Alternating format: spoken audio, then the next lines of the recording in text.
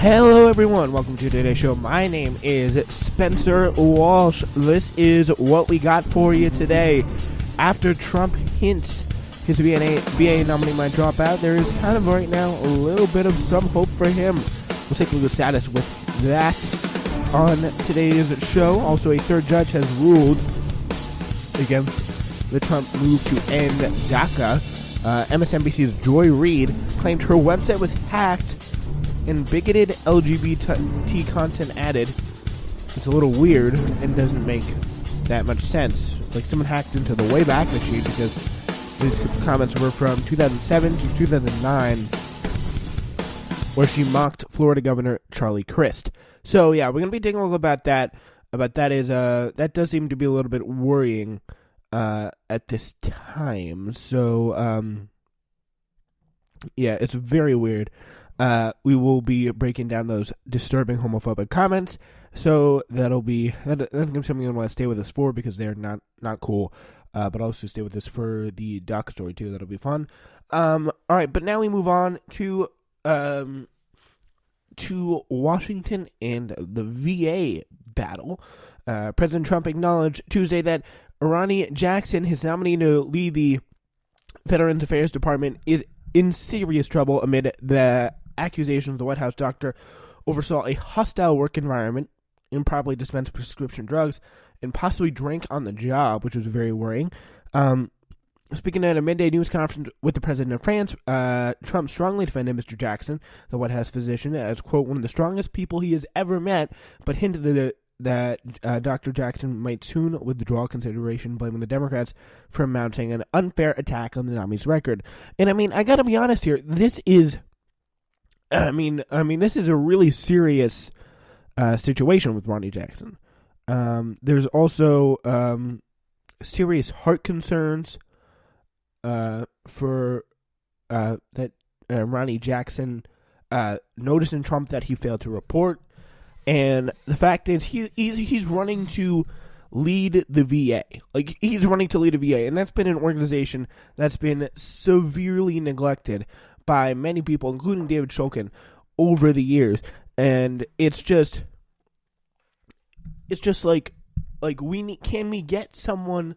That was the last out of the VA, by the way, in case you didn't know.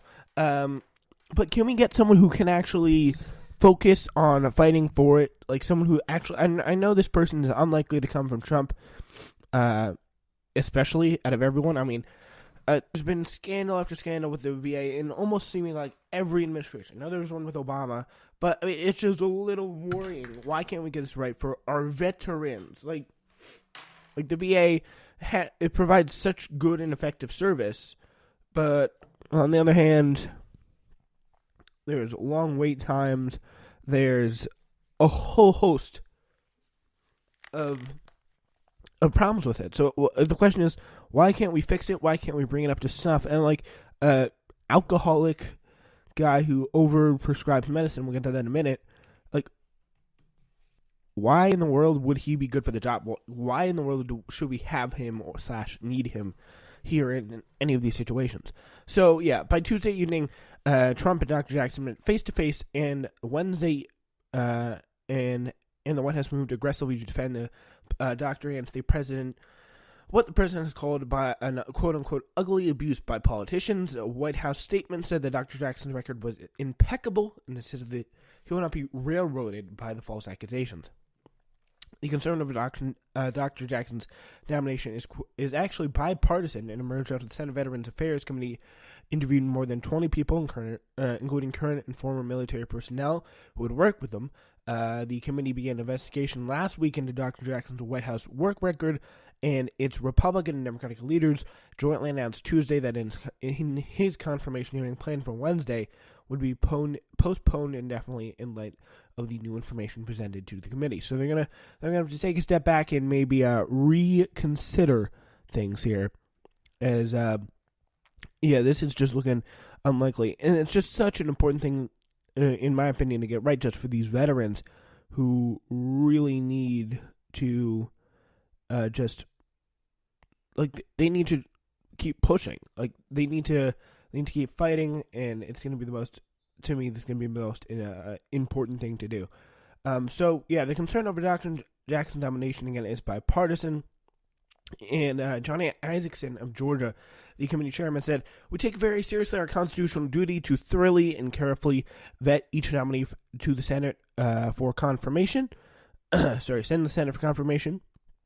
And John Tester, Montana, its top Democrat, also added the statement, "We will continue to be looking into these serious allegations." So it's a bipartisan statement, which shows you, like, they're united on this, and this guy is in some trouble at this point because he has not been very good on the job, apparently, according to these researchers. So he also added, "I'm looking forward to getting it rescheduled and answering everybody's questions." Ronny Jackson, speaking with reporters, said, before the meeting with the Republican Senator on Tuesday afternoon, gave no indication he would withdraw his nomination. He also did not answer questions about the accusations.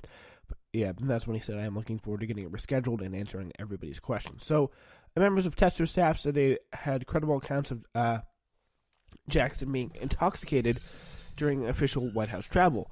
In several cases, he had grabbed his medical bag and was attempting to assert himself to show he was in charge. I don't really know what that means. But during one trip during Obama's presidency, the White House staff needed to reach Dr. Jackson for medical reasons and found him passed out in his hotel room after a night of drinking, Tester's aide said. The staff members took the medical supplies they were looking for without waking Dr. Jackson. He's the primary, I'm sure that wasn't too hard because we passed out, but he's the primary attendant of the president, the most powerful man in the world, Tester said in a late interview on Tuesday. "You don't know when he is going to need you." So, like, you got to be there. You kind of got to be there. Like, you can't be wondering, like, oh, should I go see the doctor? Or maybe he's passed out from drinking. And this is the White House here. And this guy's gonna run, the guy who couldn't take care of the president without passing out, this guy's now going to run our Veterans Affairs Administration. Like, that's a little bit worrying. That's a little bit worrying, just to say the least. So if, like, this is what they want him to do anyway, he hasn't not very come close. Ronny does a great job, genuine enthusiasm, poise under pressure, incredible work ethic, and follow through. Obama said of Dr. Jackson in 2016, according to the information released Tuesday evening by White House officials. Both parties pushed back on the alcohol accusations. Senator Jerry Moran told Dr. Jackson, said that Republican of Texas said that Dr. Jackson told him on Tuesday that he had never had a drink while on duty. And Mr. Moran also, I'm sure he'd say that, but Mr. Moran also said that Dr. Jackson did not specifically address other accusations against him. So, Brian McKeon, who served as chief of staff for the Obama National Security Council, said he does not recall Dr. Jackson ever drinking to excess. "I'm not sure I ever saw him at a hotel bar," Mr. Keane wrote in an email Tuesday. But, I mean, you don't have a very high position, so it's very possible that story could have been completely true and just wouldn't have known it. So there is that. Tester said that he routinely, the committee also received credible allegations that Dr.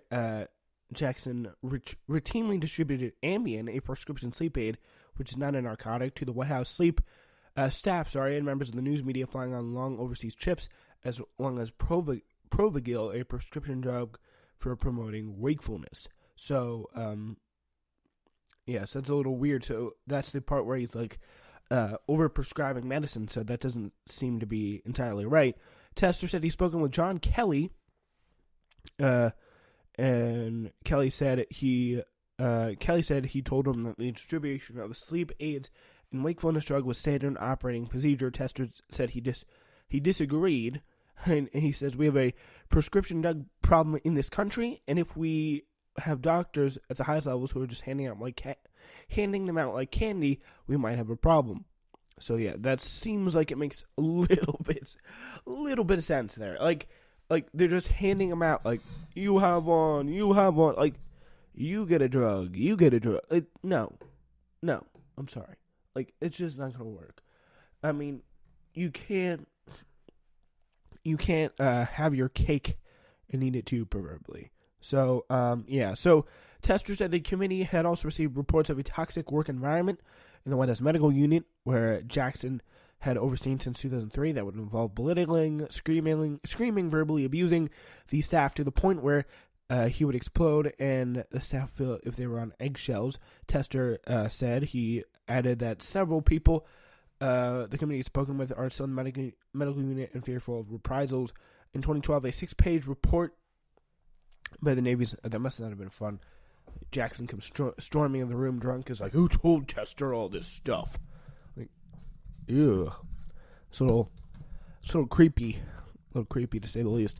So in 2012, a 6-page report by the Navy's medical inspector found low morale, medical inspector general found low morale and unprofessional behaviors as Dr. Jackson and his superior, Dr. Jeffrey Coleman, battled for control of the White House Medical Office.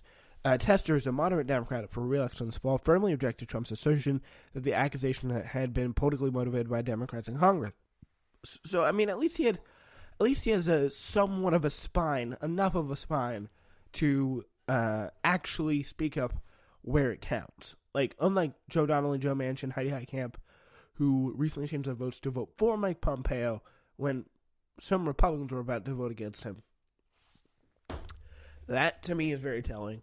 But, yeah, he changed his vote there, but, I mean, at least Tester comes up and speaks up when the time is right. You've had 12 appointees before the committee, and I've supported every damn one of them.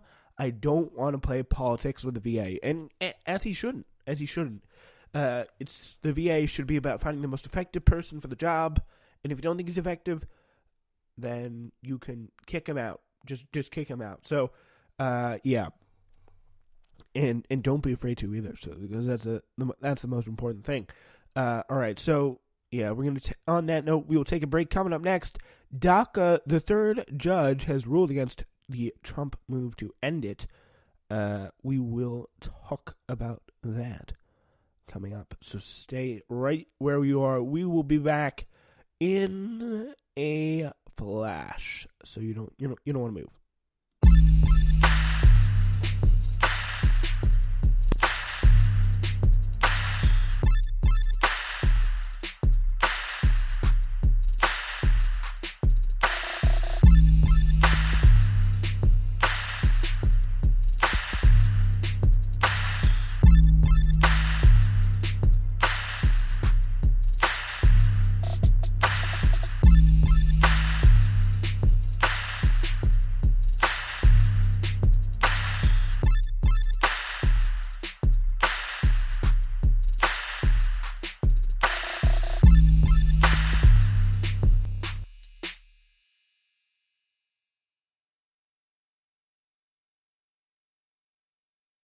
All right, ladies and gentlemen, welcome back to today's show. My name is Spencer Walsh, and obviously we are live here today on Newsflash, so that's always fun.